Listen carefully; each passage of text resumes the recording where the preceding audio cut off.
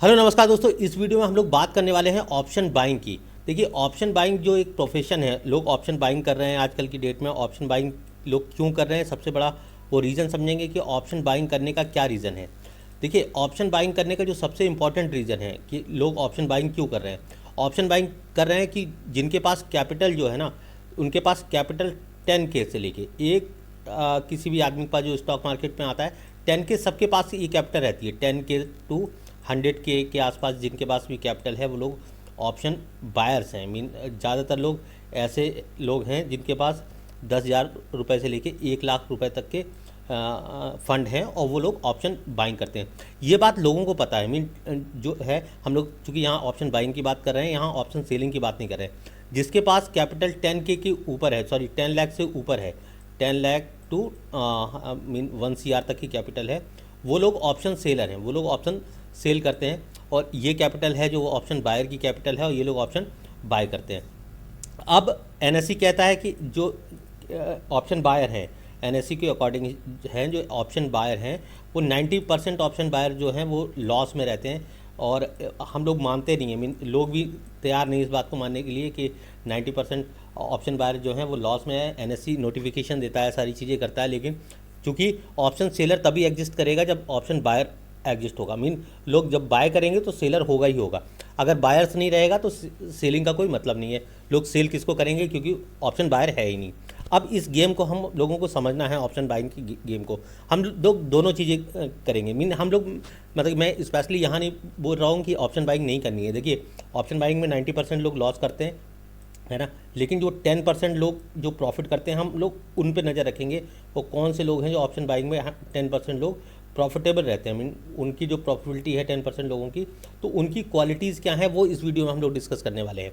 देखिए, हमारे पास दो सिनेरियो हैं। एक तो जो है वो ऑप्शन बाइंग का है ना, तो और दूसरा है ऑप्शन सेलिंग का, है ना। ऑप्शन बाइंग क्या है? ऑप्शन बाइंग क्या है कि हम लोग प्रीमियम बाय करते हैं।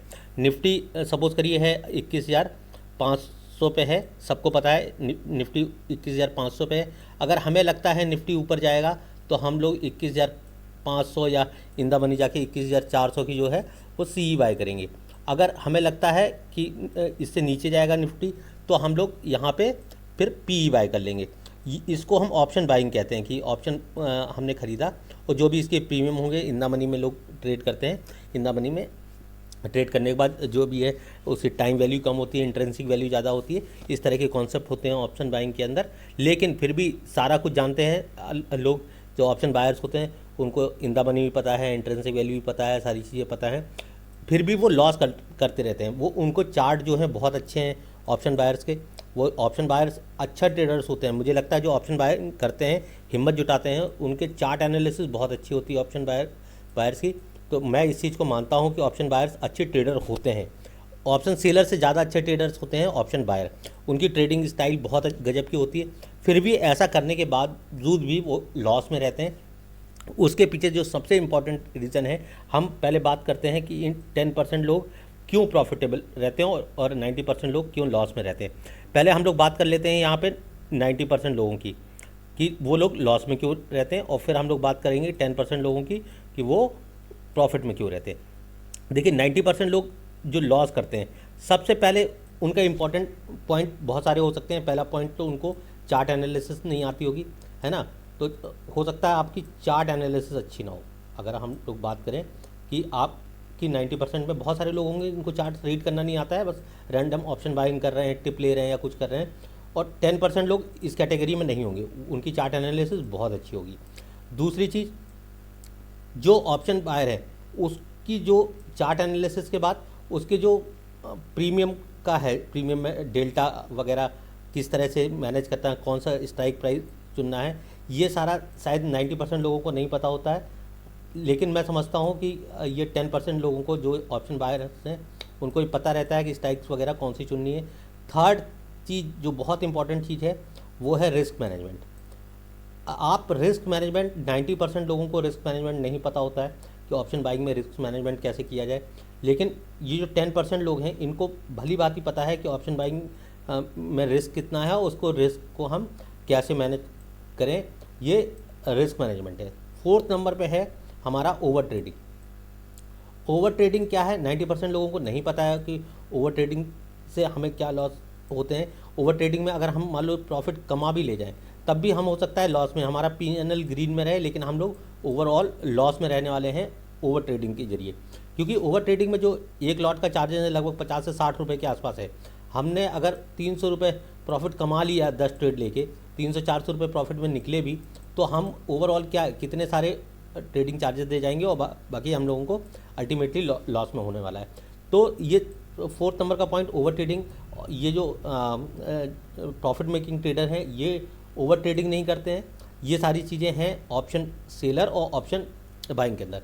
अब मेन कॉन्सेप्ट ये है पोजीशन साइजिंग के ऊपर।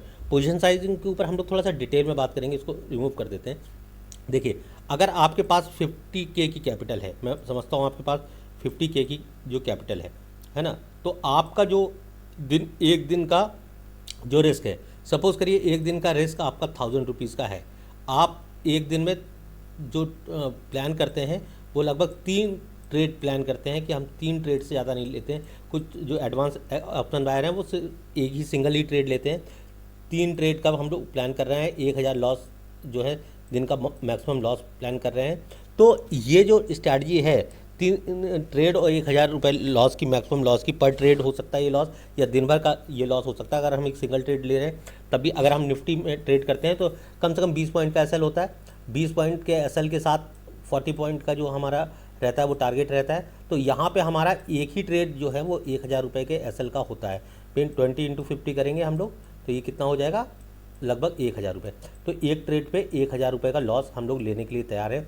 अगर हम दिन में 3 ट्रेड लेते हैं तो 1000 के हम लोग 3 लॉस लेंगे, तो 3000 रुपये का ये मैक्सिमम लॉस जो हमारा एक दिन का होगा। इसके अगेंस्ट 3 ट्रेड का जो प्रॉफिट होगा वो हमारा लगभग इसका 2 गुना मीन 6000 के आसपास का प्रॉफिट होने वाला है ऑप्शन बाइंग के अंदर। ये स्ट्रैटेजी अपनाते हैं, लेकिन ऐसा होता नहीं है। नए ऑप्शन बायर हैं उनके जो नंबर ऑफ़ ट्रेड होते हैं 10 से 12 ट्रेड होते हैं।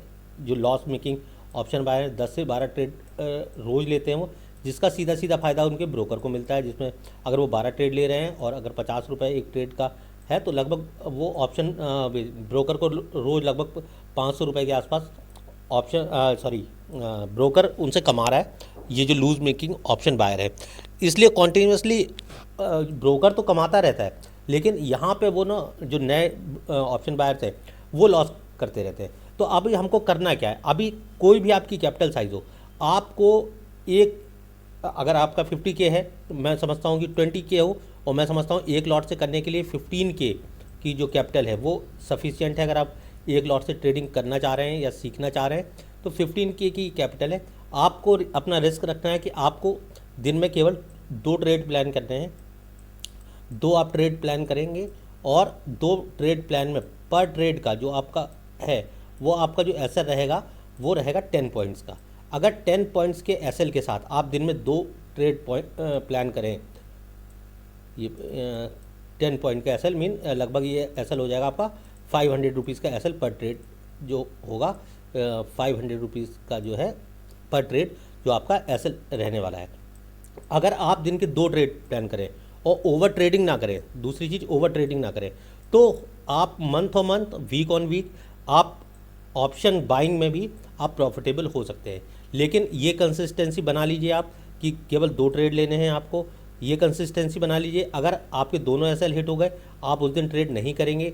ये कंसिस्टेंसी बना लीजिए कि आपका चार्ट एनालिसिस बहुत अच्छा हो और आपको जब ट्रेड मिले तभी आप ट्रेड करें। इस स्कैल्पिंग के चक्कर में छोटे टाइम फ्रेम के अंदर लोग मल्टीपल ट्रेड ले लेते हैं। मीन 3 मिनट का टाइम फ्रेम लगा लेंगे लोग, 2 मिनट का टाइम फ्रेम लगा लेंगे लोग, 1 मिनट का टाइम फ्रेम लगा लेंगे लोग। और उसमें क्या होता है, ज़रा सा कुछ मूव आया उन्होंने कॉल लिया, ज़रा सा कुछ नीचे आया उन्होंने पुट लिया, और इस तरह से वो मल्टीपल ट्रेड ले लेते हैं। इस वजह से ऑप्शन बायर हमेशा लॉस में रहता है।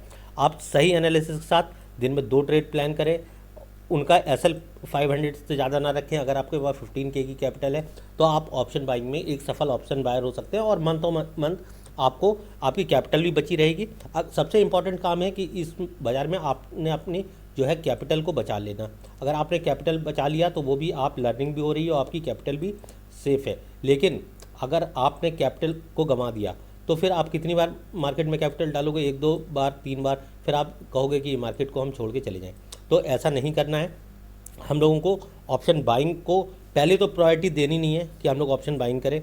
अगर हम लोग ऑप्शन बाइंग करते हैं तो ये जो तरीका है ऑप्शन बाइंग के, यही सर्वश्रेष्ठ तरीके हैं, मीन सबसे इम्पोर्टेंट तरीके हैं, लोगों को बताए गए तरीके हैं। इनके अलावा और कोई तरीका है नहीं जहाँ ऑप्शन बाइंग में प्रॉफिटेबल हुआ जा सके।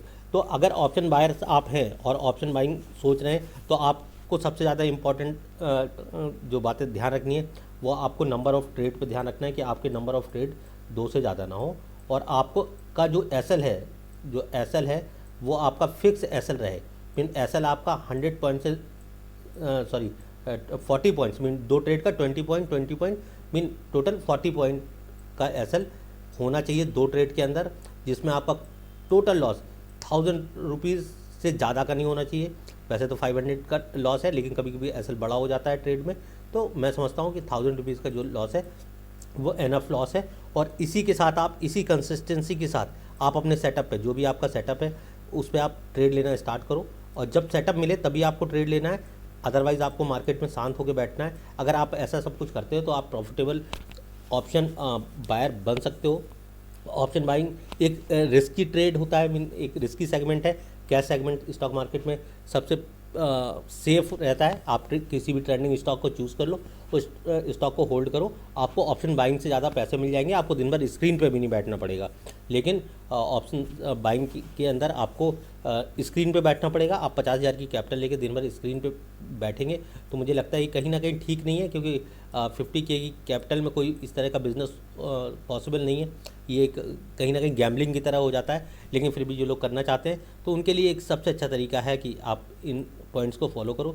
और अगर आपको ये वीडियो पसंद आता है, ये चीज़ें आपको पसंद आ रही हैं, तो आप इस चैनल को सब्सक्राइब जरूर से कर लो, और सब्सक्राइब करने के बाद इस पे वीडियो पे कमेंट कर दो कि मैंने जो पॉइंट्स डिस्कस किए हैं आपके साथ उनमें मैं कहाँ पे गलत हूँ या फिर क्या चीज़ें आपको अच्छी लगी। अगर आप शेयर करना चाहो तो अपने दोस्तों के साथ शेयर भी कर दो, ताकि वो ऑप्शन बाइंग में लॉस करना छोड़ दें या फिर ऑप्शन बाइंग ही छोड़ दें।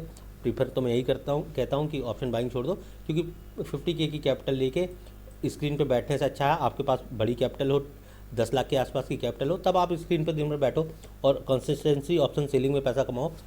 वो कहीं ना कहीं आपके लिए प्रॉफिटेबल होगा, और कहीं ना कहीं आप स्टॉक मार्केट आपको सेटिस्फाई भी कर पाएगा कि आप स्टॉक मार्केट से कॉन्टीन्यूसली पैसा कमा रहे हैं। अदरवाइज ये ऑप्शन सेलिंग आपको थका देगी, और ऑप्शन बाइंग आपको थका देगी, और आप थक के एक दिन, आज नहीं तो कल ये ऑप्शन बाइंग आप छोड़ ही दोगे। बहुत बहुत धन्यवाद।